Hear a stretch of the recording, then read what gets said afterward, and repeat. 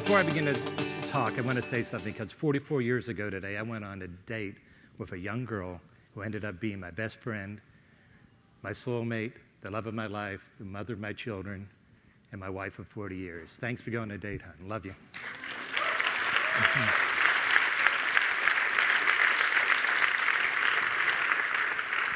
Last year when I was speaking, I was encouraging people not to listen to the news because the news is negative and it causes you to think negative thoughts. And since your thoughts are creative, you produce more negativity, and that creates more negativity in the world. I mean, who here believes thoughts are creative? Okay, great. So after I'm done speaking, a student who isn't here came up to me and said, well, Doc, I understand what you're saying, but shouldn't we know what's going on in the world? Shouldn't we be aware? And me being a smartass, I said, well, it's been my experience that sooner or later some moron will be more than happy to share the bad news with you. And so, as if to prove the point, he says, but Doc, you don't understand. The world's terrible. He says, we pollute our oceans. The coral reefs are dying, and that's important to the food chain. Seaweed's dying. That produces our oxygen. The cities are being flooded. The air is polluted. Our drinking water is polluted. Monsanto is hell-bent on destroying our food supply. Pharmaceutical industries trying to inject every man, woman, and child with drugs. Our governments are inept at best, most likely terribly corrupt. There's wars breaking out or going to break out at any given moment. Our educational systems are dysfunctional. Our healthcare systems collapsing. Economic systems are threatening to collapse around the world, threatening to send us into a huge depression. He says, I feel like humanity's on a runaway train racing towards an abyss with one group of people on a train saying there's no abyss, another group hoarding everything to protect themselves, another group saying don't worry, someone's going to build a bridge. He goes, already prominent scientists think we've passed the tipping point and we are at the beginning of the sixth great extinction of life on this planet. And I was like, wow. My first thought was, what a ray of sunshine this moron is, but But I had to admit a lot of what he said was true. So I looked at him and I said, but you forgot one other thing. And he says, well, what's that? And I said, well, we could all learn to fly. You see, I don't think we're at the beginning of the sixth great extinction of life on this planet. What I think we are at the beginning of is a quantum leap of mankind. And not only are we lucky enough to be there, we, the people in this room, are destined to be midwives of that change. Because what's happening is paradigms are collapsing around the world because they are built on a false foundation of mechanism, which is all about Newtonian physics, which is separation and cause and effect. And when you live under that paradigm, it's all about scarcity and greed and competition, dog eat dog, hate, war, and because you have no control, hopelessness. But the world is really vitalistic, based on quantum mechanics, which is all about connectiveness and all about causing an effect. And when you live under that paradigm, it's about abundance, about sharing, community, cooperation, and love. And chiropractic is about that too. Chiropractic is vitalistic, and it's based on quantum mechanics. A lot of people might think that, the chiropractic philosophy is, like airy-fairy kind of stuff. But Max Planck, the founder of quantum physics, said during his acceptance for the Nobel Prize in his work in quantum physics, he said, let me see if I can get this straight. He said, all matter originates and exists by virtue of a force that holds the particles of the atom in vibration and holds the minute circular system of the atom together. And we must assume behind this force is a conscious and intelligent mind. This mind is the matrix of all matter. Does that not sound like our major premise? See, Max Planck's matrix is our universal intelligence. It's the quantum potential, the zero-point field. The Native Americans referred to it as the web. I personally refer to quantum hologram. But it doesn't matter what you call it. They all have the same characteristics. One being infinite potential. In a world of infinite potential, you cannot have scarcity because infinity is the ultimate of abundance, is it not? In any same models, everything's connected. Everything. Stardust being blown by solar winds, billions of light years from this room, and the neurons firing off in your skull are connected. They are in fact entangled in a cosmic dance for eternity. You are connected to everything, nevertheless everybody else. And when the world understands that, when we as a race understand that, then the golden rule, do unto others as you wish done unto you, will be understood not as a moral suggestion, but a universal law. See, you cannot do anything to anyone without doing it to yourself. You cannot love without increasing love in all things. You cannot hate without increasing hate in all things. Chief Seattle said this when referring to the web. He said, humankind did not weave the web of life. We are but one thread in it. Anything you do to the web, you do to yourselves. All things are bound. All things are connected. Now, if the universe is holographic, and there's lots of evidence indicated, but I only got 12 minutes, so that ain't gonna happen. But the implications are profound, and in there lies the secret of learning to fly.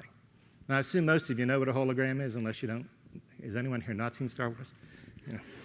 Okay, but you may not know how it's formed, and how to form a hologram is they shine a coherent beam of laser at an object, they split the beam, bounce some of it off of mirror, some of it off the object, and then they collect the light waves as interference patterns. Okay, but what interference pattern is this? If you drop one pebble in a pond, it produces a series of ripples. Two, where the ripples interact, that's an interference pattern. So a hologram is like a billion pebbles in a pond. But the hologram has some very interesting characteristics. One is, in order to recreate the hologram, to light it up, you have to shine the laser beam with the exact same frequency to create it at. Now, I'm going to get back to that because it's profound. But another neat thing about a hologram is this. If you cut a holographic film in half, both halves contain all the information. No matter how many times you cut up a holograph, it still has all the information. So the world is holographic, and you are a portion of the world that each and every one of you contains all the information of the hologram. Now, I know that might sound preposterous, but you can actually record all the information in Library of Congress encoded in interference patterns in an object the size of a cube of sugar. You've got everything you need in you. Now, your thoughts are electrical, your emotions are magnetic. So your thoughts and emotions send electromagnetic waves out into the universe. They interact with other people's electromagnetic waves, forming interference patterns, which forms the quantum hologram to create your reality. If you do not change your thoughts and emotions, you do not change the interference patterns, the hologram doesn't change and your life doesn't change, the world doesn't change, nothing changes. But if you change your interference patterns, you change your thoughts and emotions, you send different electromagnetic waves out into the universe that alters the interference patterns, alter holograms, and you change reality, not only in you, but everyone else, because everyone else has a piece of the hologram in them, which probably explains the Maharishi Effect. And what the Maharishi Effect is this. They took transcendental meditators since the 80s, placed them in cities around the world, and had them have the intention of peace, the thoughts of peace. Okay? Then they had them meditate, getting the emotion of peace. So their thoughts and their emotions were congruent. They sent these electromagnetic waves out into the universe that altered the hologram locally to the point that every single time they did that, terrorist attacks, violent crime, auto accidents, and even hospital admissions dropped in every city. And they crunched the numbers. And it came out that it took the square root of 1% of the population to start to change the consciousness of the people. Which means if we had 1,000 life force doctors have their thoughts and feelings coherent, we could affect the consciousness of 100 million people. If each one of those doctors found 100 people, we'd affect the consciousness of 10 billion people. 10 billion. That's more people that are on the planet. That's the quantum leap. So, with that in mind, who here would like to see a world that's at peace? Great. How about where every man, woman, and child had access to chiropractic care? Every child is checked at birth. How about every man, woman, and child has access to abundant, healthy food, clean water, safe home, an education, and equal rights? We all want it, right? If any of you were thinking it's impossible, it's because you're stuck in a mechanistic model. But here's a better question. Who here got up this morning and had that intention while in a state of love, peace, abundance, and gratitude? Yeah, few, you know. Most of you said that you thought that your thoughts are creative. So either you don't believe it, you don't care, and I don't believe that of this group, or you don't realize how truly powerful you really are.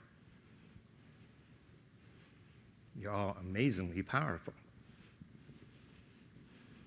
So what we need to do, what I'm looking for, is a quantum tribe, the QT.